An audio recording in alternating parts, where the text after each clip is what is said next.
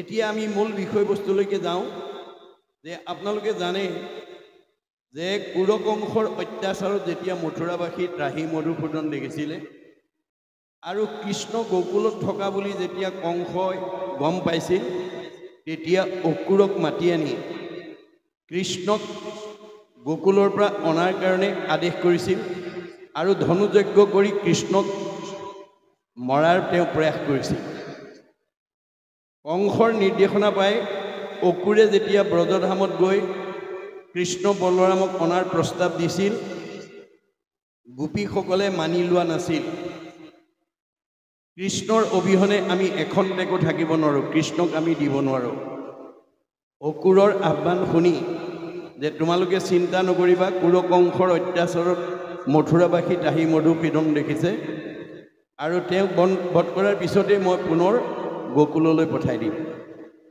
অসুৰৰ কথাত বিশ্বাস কৰি কৃষ্ণ বলৰামক অসুৰৰ লগত পঠাই দিলে আৰু আনি মথুৰাত কংসৰ ধনুযজ্ঞ ভংগ কৰি কংসক বধ কৰাৰ পিছত কৃষ্ণ কিন্তু পুনৰ গোকুললৈ ঘূৰি নগ'ল। যাৰ কাৰণে নন্দ যশোদাকে প্ৰমুখ্য কৰি ব্ৰজৰ গোপীসকলে কৃষ্ণৰ বিৰহত কান্দি আছিল। ইয়াৰে উপমা এটা দিছে কি বুলি, যে সূৰ্য অবিহনে যেন দিনৰ প্ৰকাশ নাই, চন্দ্ৰ বিনে নজলে ৰজনী, কৃষ্ণ বিনে ব্ৰজবাসী প্ৰজাৰ উৎসৱ গৈল, দহে হৰি বিৰহ অগণি। গতিকে সূৰ্য নহ'লে যেনেকৈ অন্ধকাৰ আঁতৰ নহয়, চন্দ্ৰৰ পোহৰ নহ'লে যেনেকৈ পোহৰ নহয়, ঠিক তেনেকৈ কৃষ্ণৰ অবিহনে ব্ৰজবাসী লোকসকলে অন্ধকাৰময় অনুভৱ কৰিছিল আৰু কৃষ্ণৰ বিৰহত কান্দি কাটি হিয়ালি জিয়ালি কৰি তেওঁলোকে ভাত পানী এৰি দিছিল। কৃষ্ণ সকলোৰে হৃদয়তে আছে, কোনে কি ভাবে সকলো কথা জানে।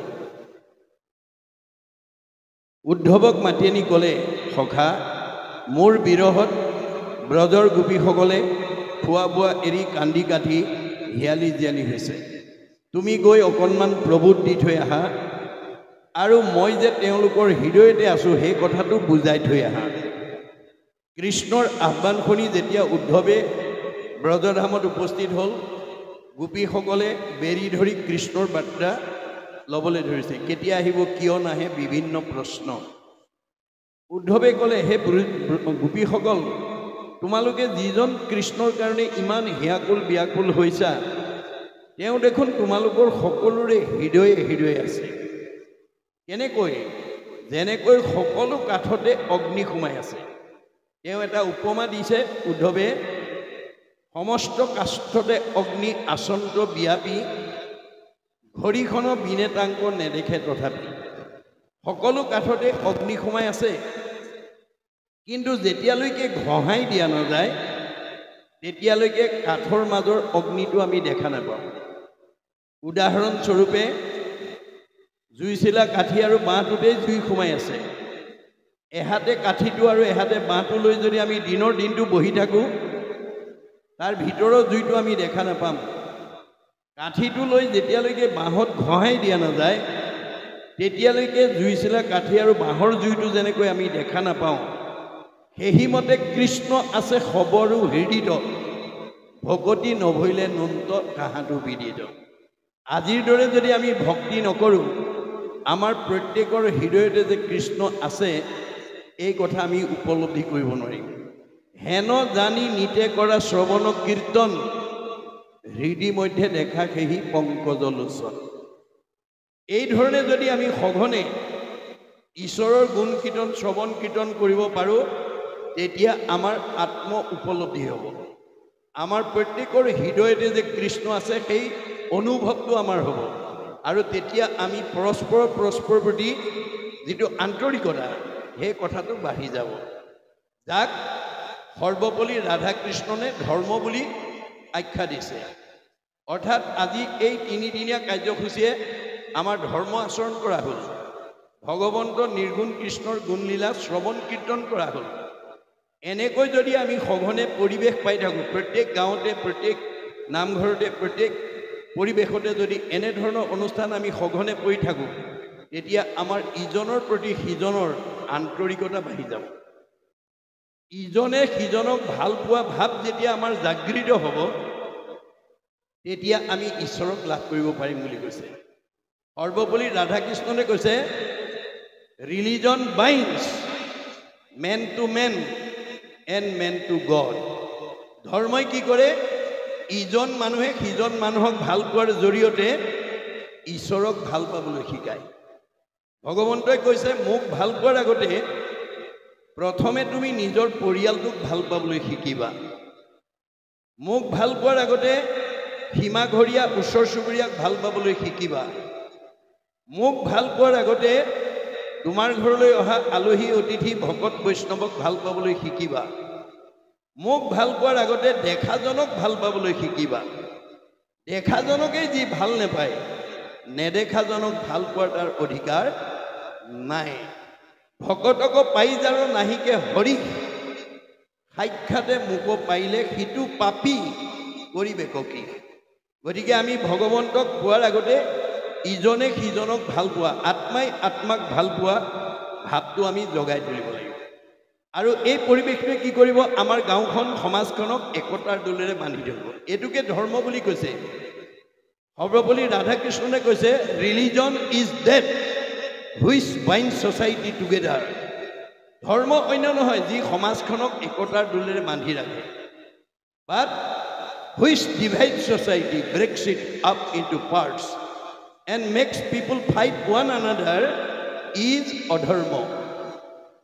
আমাৰ নাৰায়ণপুৰত ডাক্তৰ, ইঞ্জিনিয়াৰ, অৱস্যাৰ প্ৰবক্তা, বুদ্ধিজীৱী, বহুত উচ্চপদস্থ বিষয়ত চাকৰি কৰা মানুহ আছে। ইজনক দেখিলে যদি সিজনে সিফালে মুখখন ঘূৰাই দিয়ে, ইজনৰ প্ৰতি সিজনৰ যদি আন্তৰিকতা নাথাকে, তেতিয়াহ'লে সেইখন গাঁও, সেইখন সমাজ অধৰ্মী সমাজ। আপুনি বাহিৰৰ পৰা এঘৰ মানুহ দেখিছে, ধনে ধানে টকাই পইচাই গাড়ীয়ে মটৰে পকা ঘৰে দুৱাৰে চাকৰিয়ে বাকৰিয়ে নদন বদন হৈ আছে। কিন্তু ভিতৰলৈ গৈ দেখিলে শাহু বোৱাৰীৰ মাজত মাতবোল নাই, স্বামী স্ত্ৰীৰ মাজত মনোমালিন্য, ককাই ভাইৰ প্ৰতি ইজনৰ প্ৰতি সিজনৰ সদ্ভাৱ নাই, তেতিয়াহ'লে সেইখন ঘৰ অধৰ্মী ঘৰ। এখন অধৰ্মী পৰিয়াল, এখন অধৰ্মী সমাজকো আমি আমূল পৰিৱৰ্তন আনিব পাৰিম। কেনেকৈ? এই নদীখন যদি আমি বোৱাব পাৰোঁ, ভাগৱতৰ নদীখন যদি আমি বোৱাব পাৰোঁ, তেতিয়াহ'লে আমাৰ জীৱনলৈ, আমাৰ সমাজলৈ, আমাৰ পৰিৱেশলৈ আমূল পৰিৱৰ্তন আহে বুলি ভাগৱততে উল্লেখ আছে। অকৃষ্ণ নাম কীৰ্তনৰ নদী নাই জিঠানত, ভকতৰ সংগ জৈত নাই, ব্ৰহ্মাৰ ভুৱন ভলেও অপবিত্ৰ সিটো আতি, যোগ্য নোহে থাকিবে তথাই। আমাৰ ইজনৰ প্ৰতি সিজনৰ সদ্ভাৱ নোহোৱা পৰ্যন্ত সি ব্ৰহ্মাৰ ভুৱন সদৃশ হ'লেও সেই স্থান বসবাসৰ অনুপযোগী। গতিকে আমাক ভাগৱতে জীৱনশৈলীৰ পদ্ধতিৰ কথা কৈ আছে। আমাৰ ভাগৱতত 8 প্ৰকাৰ সদাচাৰৰ কথা উল্লেখ আছে। এই 8 প্ৰকাৰ সদাচাৰ যদি আপোনালোকে নিজে মানি চলিব পাৰে আৰু ঘৰৰ পৰিয়ালসকলক যদি আপোনালোকে সেই সদাচাৰখিনি দিব পাৰে, তেতিয়াহ'লে ভগৱানে দিয়াতকৈও আয়ুস বঢ়াব পাৰিব। আমাৰ নাৰায়ণপুৰৰ গৌৰৱ যে শংকৰ মাধৱৰ দিনতেই আমাৰ বদলা আটা, ৰামদাম আটা, মথুৰা দাস আটাই শংকৰ মাধৱৰ পৰাই ভাগৱত ব্যাখ্যা শুনিছিল। কিন্তু তেওঁলোকৰ এটা চাৰিত্ৰিক বৈশিষ্ট্য আছিল, গুৰুতকৈ শিষ্য জ্ঞান, খুচৰি খুচৰি লয় জ্ঞান। নজনা কথাবিলাক সকলো শিকি ল'লে। শিকাওঁতা মাধৱদেৱ 107 বছৰ জীয়াই থাকিল, শিকাওঁতা শংকৰদেৱ 120 বছৰ জীয়াই থাকিল। আমাৰ বৰনাৰায়ণপুৰত জন্মগ্ৰহণ কৰা বদলা আটাই 130 বছৰলৈ আয়ুস বঢ়ালে, ৰামদাম আটাই 140 বছৰলৈ আয়ুস বঢ়ালে, আৰু মথুৰা দাস আটাই 151 বছৰলৈ আয়ুস বঢ়ালে। কিন্তু ভগৱানে দিয়া বয়স আমাৰ প্ৰত্যেকৰ কিমান? 100 বছৰ। ভগৱানে আমাক প্ৰত্যেককে 100 বছৰ দিছে, কাকো কমাই দিয়া নাই। বেদত কৈছে মনুষ্যৰ আয়ুষত বৰিষ সংখ্যা।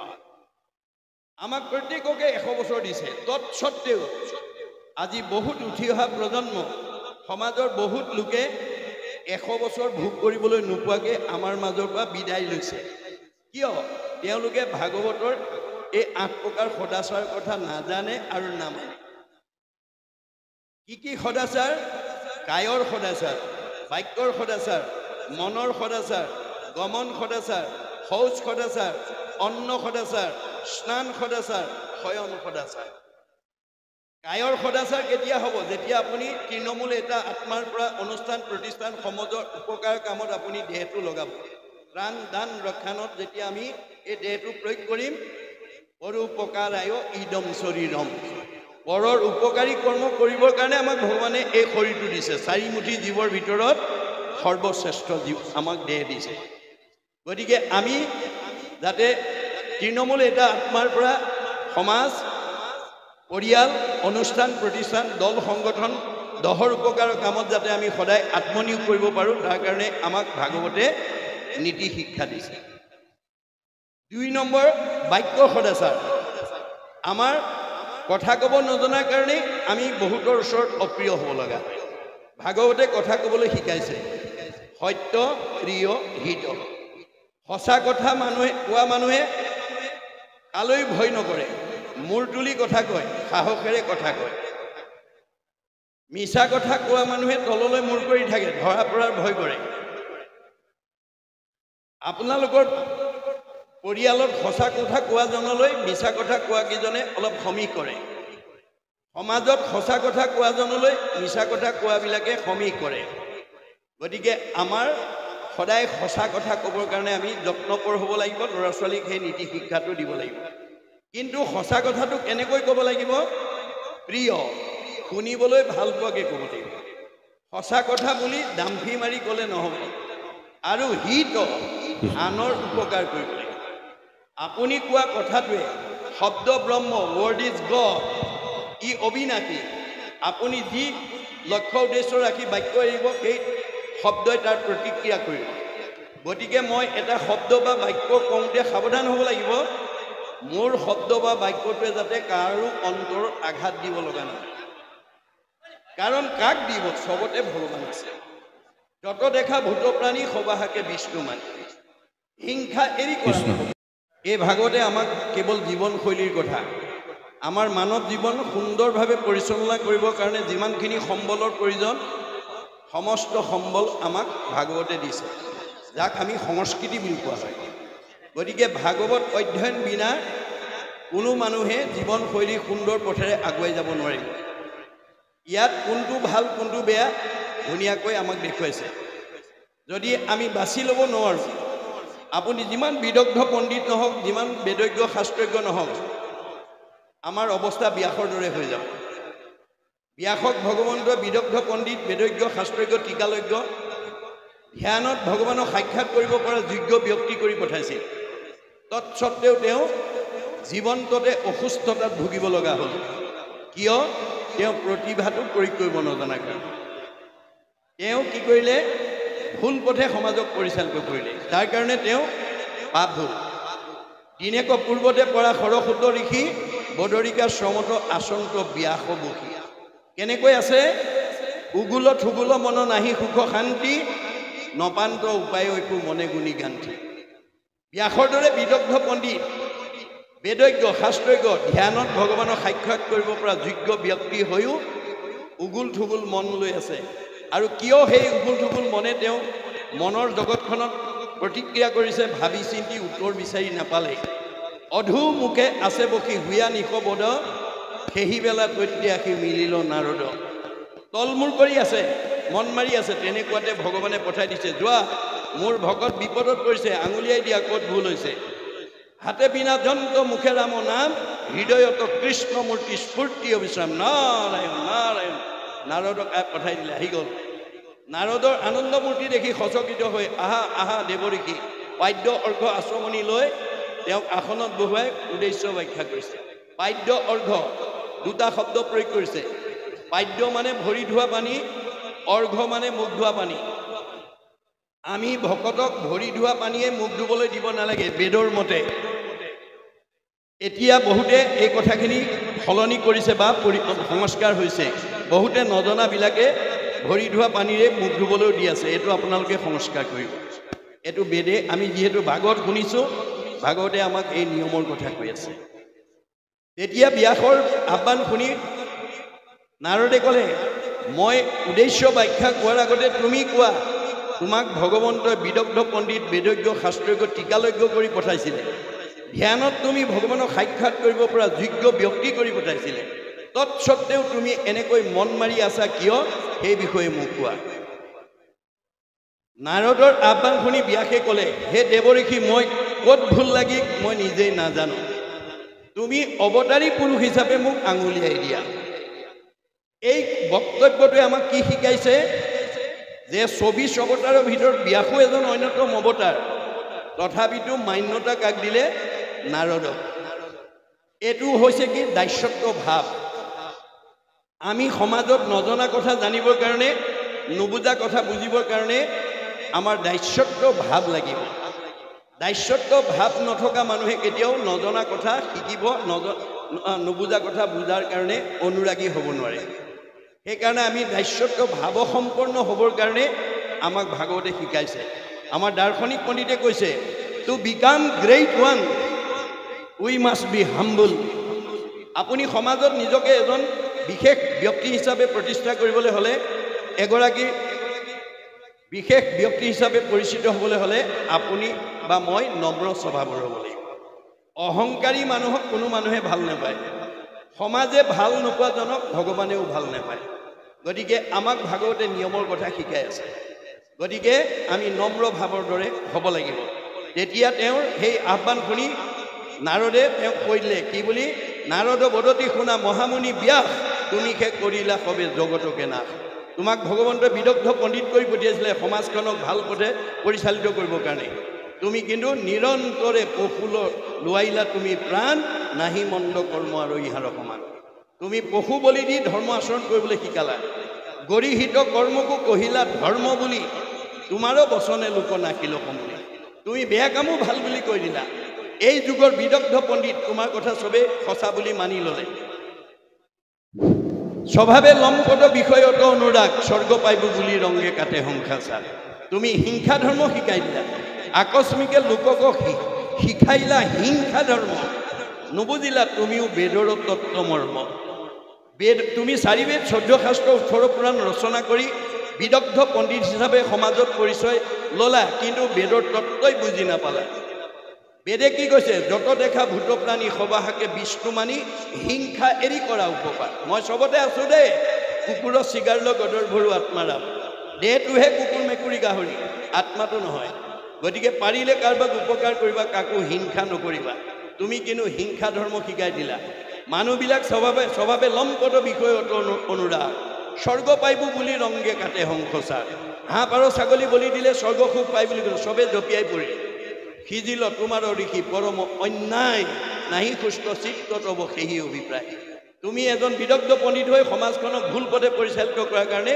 তোমাৰ পাপ সিজিলে আৰু সেইকাৰণে তুমি এনেকৈ অসন্তুষ্টত জীৱন কটাবলগীয়া হৈছে ব্যাসৰ দৰে বিদগ্ধ পণ্ডিতে যদি সমাজক বিপথে পৰিচালিত কৰাৰ কাৰণে তেনেকুৱা অৱস্থা হয় আপুনি মই যদি তেনেকুৱা কৰোঁ আমি বাচি যাব পাৰিম নেকি নোৱাৰোঁ মনত ৰাখিব না ভুক্তং ক্ষয়তে কৰ্ম কল্প কৌটিশ্বৰ্তে অপি অৱশ্যমেব ভুক্তৈবম কিতঃ কৰ্ম শুভা শুভম কামৰ দুটা ভাগ এটা ভাল আৰু এটা বেয়া ভাল কাম কৰিলে ভাল বেয়া কাম কৰিলে বেয়া গতিকে ব্যাসে ক'লে উপায় এটা আছে মোৰ উপদেশে কৰা ভাগৱত শাস্ত্ৰ প্ৰচাৰক গোবিন্দৰ গুণনাম মাত্ৰ তুমি এতিয়া মোৰ উপদেশ মতে ভাগৱত শাস্ত্ৰ প্ৰণয়ন কৰি য'ত ভগৱন্তৰ নাম সন্নিৱিষ্ট থকা এখন গ্ৰন্থ লিখি ১৭খন পুৰাণত তুমি যি ভুল পথ দিলা ভাগৱত সূৰ্য পুৰাণৰ দ্বাৰা তাক নৎসাত কৰি দিয়া তোমাৰ হাতেৰে ৰোৱা পুলি তোমাৰ নিজৰ হাতেৰে উভালি দিয়া আনে উভালিবলৈ গ'লে নামানিব যদি জ্ঞানী গণে তাকো কৰে নিবাৰণ আৰু তাৰ বচন নমানে একোজন তোমাৰ ভুল হৈছে বুলি ক'লে মানুহে হাঁহিব এওঁ আকৌ ব্যাসতকৈ পণ্ডিত আহি গতিকে এতিয়া তুমি তোমাৰ এই অসন্তুষ্ট অৱস্থাৰ পৰা মুক্তি পাবলৈ হ'লে তুমি ভাগৱত শাস্ত্ৰ প্ৰণয়ন কৰা। হেন শুনি ব্যাসে কৰিলন্ত ধ্যান, হৃদয়তে কৃষ্ণক দেখিলা বিদ্যাৱান। নাৰদৰ পৰামৰ্শ মতে লগে লগে ধ্যানত বহি গ'ল আৰু হৃদয়তে কৃষ্ণক দেখা পালে। কেনেকৈ? বামপাশে মায়া, দক্ষিণত ভক্তি মাও। দেখি ব্যাস ঋষিৰ ৰোমাঞ্চ হৈল গাও। মায়ে বান্ধন্ত ভক্তি মাও মেলাৱন্ত, দুহান্ত মধ্যত আছা ভগৱান। আমাৰ প্ৰত্যেকৰ হৃদয়তে ভগৱন্ত আছে। পদ দুটা দিছে, এটা বাওঁ এটা সোঁ, এটা আগম এটা নিগম, এটা প্ৰবৃত্তি এটা নিবৃত্তি, এটা সকাম এটা নিষ্কাম, এটা সগুণ এটা নিৰ্গুণ। আপুনি কোনটো ল'ব লাগিব? যদি 17খন পুৰাণৰ মতে মনত ৰাখিব, এতিয়া আমাৰ সমাজত ব্যাসৰ পূৰ্বই লিখি থৈ যোৱা 17খন পুৰাণত মতে চলা মানুহ শতকৰা 90 জন। 10 জনেহে ভাগৱত পুৰাণৰ কথা মানি আছে। কিন্তু ব্যাসে সেই কথাটো নিজে স্বচক্ষুৰে প্ৰমাণ কৰিলে। বামপাশে মায়া, দক্ষিণত ভক্তি মাও। দেখি ব্যাসৰ ঋষিৰ ৰোমাঞ্চ হৈল গাও। মায়ে বান্ধন্ত। আপুনি যদি 17খন পুৰাণৰ মতে ধৰ্ম আচৰণ কৰে, কৰ্ম আচৰণ কৰে, আপুনি বান্ধ খাই দেখিব। টপস্ফিয়াৰ, টেটস্ফিয়াৰ, আইনস্ফিয়াৰ, 3টা লেয়াৰৰ ভিতৰত আপুনি অহা যোৱা কৰি থাকিব লাগিব। পুনৰপি জনমম, পুনৰপি মৰণম হৈ থাকিব লাগিব। গতিকে আমি ভাগৱত পুৰাণৰ মতে আমি চলিব লাগিব। এই পৰ্যায়টোলৈকে যেতিয়ালৈকে আমি উঠি অহা প্ৰজন্মক অধ্যয়নৰ যোগেদি, এনেধৰণৰ আধ্যাত্মিক ধৰ্মীয় অনুষ্ঠানৰ যোগেদি যেতিয়ালৈকে আমি সংস্কাৰ কৰিব নোৱাৰিম, তেতিয়ালৈকে আমি বিচৰা শান্তি নাপাম। এই তথ্য দিছে। এতিয়া তেওঁ কৈছে, আপোনাৰ তেওঁৰ পৰম সখা অৰ্জুনেও প্ৰতিবাদ কৰিছিলে। কি বুলি? তুমি অকল নামতেই চব হৈ যায় বুলি কৈছা। কি তপ জপ জাপ যাগ যজ্ঞ হোমব্ৰত মিছা নেকি? তেতিয়া কৃষ্ণই হাঁহি পেলাই ক'লে, নহয় নহয় সখী, তাৰ সত্যতা আছে। তাৰ সত্যতা সেই ঠাইতহে থাকিব য'ত সূৰ্যৰ পোহৰ নাথাকে, ত'তে আন্ধাৰ থাকে। সূৰ্যৰ পোহৰ থকা ঠাইত যেনেকৈ আন্ধাৰ থাকিব নোৱাৰাটো বিজ্ঞানসন্মত বাস্তৱ সত্য। মোৰ সূৰ্যস্বৰূপ নাম য'ত নাই, তাত তপ জপ যজ্ঞ কৰিব লাগিব। আজি নাৰায়ণপুৰত বসবাস কৰা কোনো গৃহস্থীয়ে যদি দশম কীৰ্তন, ঘোষা, ৰত্নাৱলী, গীতা, ভাগৱত নপঢ়ে, নুশুনে, তেতিয়াহ'লে তেওঁলোকে আজি তাৰিখত তপ জপ যজ্ঞ কৰিব লাগিব। যদি গীতা, ভাগৱত, দশম কীৰ্তন, ঘোষা, ৰত্নাৱলী পঢ়িছে, তেতিয়াহ'লে তপ জপ যজ্ঞৰ প্ৰয়োজন নাই। যজ্ঞ নাই মূৰ নাম সূৰ্যৰ উদয়, তৈতেষে প্ৰকাশে তপ জপ যজ্ঞ ছয়। মোৰ সূৰ্যস্বৰূপ নাম নথকা ঠাইত তপ জপ যজ্ঞ কৰিব লাগিব। যদি মোৰ নাম লৈছে, তপ জপ যজ্ঞৰ প্ৰয়োজন নাই। তথাপি প্ৰত্যয় যদি নাহিকে তোমাৰ গুৰুদেৱে শুনা হেৰা সত্য অংগীকাৰ। তথাপিও যদি তুমি বিশ্বাস নকৰা, মই শপত খাই তোমাক কওঁ শুনা। সত্যে সত্যে সত্যে সত্যে সত্যে নিষ্ঠা মানি, সত্যে সত্যে সত্যে সত্যে সত্যে বোলো বাণী, কৌটি কৌটি পাপৰ নামেকে সংঘাৰক, নামবিনে নাহি সখী সংসাৰ তাৰক। দশ সত্য কৰি মই দঢ়াইলোঁ তোমাক, নাসজাইবা যদি সখী নকৰা সঞ্জাত। তুমি মোৰ সখী কাৰণে 10 বাৰ শপত খাই সঁচা কথা ক'লোঁ। মানিলে তৰিবা, নামানিলে মৰিবা। আপুনি কাৰো ধৰ্মক নিন্দা নকৰিব। মহাপুৰুষে মানা কৰিছে, পৰৰ ধৰ্মক নিহিংসিবা কদাচিত, কৰিবা ভূতক দায়া সকলো নচিত, হৈব শান্ত চিত্ত সৰ্ব ধৰ্মত বৎসল, এই ভাগৱত ধৰ্ম জানা মহাবল। ভাগৱতে কি কৈছে? সঁচা কথা কৈ যাবা আৰু প্ৰত্যেককে একে আত্মা বুলি উপলব্ধি কৰিবা। তোমাৰে সেই অংশ আমি যত জীৱ যাম, আমি সকলো ভগৱন্তৰ অংশ জীৱ। গতিকে আমাৰ আত্মা দিশত ভিন্নতা নাই। এই আত্মবোধ লৈ যে আমি সঁচা কথাটো ক'ব, নিজৰ মতেৰে নহয়, ভাগৱতৰ মতেৰে, বেদৰ মতেৰে। কাৰণ মোৰ মতটো আপোনালোকৰ গ্ৰহণযোগ্য নহ'বও পাৰে, আপোনালোকৰ মতটোও মোৰ গ্ৰহণযোগ্য নহ'ব পাৰে। কিন্তু বেদৰ যিটো মত, মহাপুৰুষৰ যি মত, ভাগৱতৰ যিটো মত, সেইটো সাৰ্বজনীন সনাতন। মনত ৰাখিব, শংকৰদেৱে ভাগৱত শাস্ত্ৰখন অসমত আৱিৰ্ভাৱ হৈ অসমৰ মানুহৰ কাৰণে, ভাৰতৰ মানুহৰ কাৰণে, সংঘ অনাসংঘ বামুণীয়া কীৰ্তনীয়া সত্ৰ সমাজৰ কাৰণে এই ভাগৱত ৰচনা কৰা নাই। তেওঁ ভাগৱতৰ মাজেদি এই পৃথিৱীৰ জীৱশ্ৰেষ্ঠ মানুহক আহ্বান জনাইছে। কি বুলি? উবা নৰলোক হৰি ভজি উক, ধৰা ইটো উপদেশ, এৰা আলজাল জীৱা কটকাল জৰা ভৈল পৰবে। তেওঁ উবা অসমৰ মানুহ, ভাৰতৰ মানুহ, সংঘৰ মানুহ, অনাসংঘৰ মানুহ, বামুণীয়া মানুহ, কীৰ্তনীয়া মানুহ বুলি কোৱা নাই। বিশ্বৰ জীৱশ্ৰেষ্ঠ মানুহক আহ্বান জনাইছে। যি আহ্বানৰ কথা অধ্যয়ন কৰি মহাত্মা গান্ধীয়ে মন্তব্য দি থৈ গৈছে। কি বুলি? What Sankardev was alone able to do, nowadays the whole army of the English knowing people cannot do. বিশ্বত এতিয়ালৈকে যিমানবিলাক গুৰু আবিৰ্ভাৱ হ'ল, শংকৰদেৱে বিশ্ব মানৱৰ কাৰণে যিমান অৱদান দিছে আন কোনো গুৰুৱে দিব পৰা নাই। আৰু সেইজন গুৰু অসম মাতৃৰ বুকুত আবিৰ্ভাৱ হোৱাৰ কাৰণে অসমৰ মানুহক মহাত্মা গান্ধীয়ে ভূয়সী প্ৰশংসা কৰি থৈ গৈছে।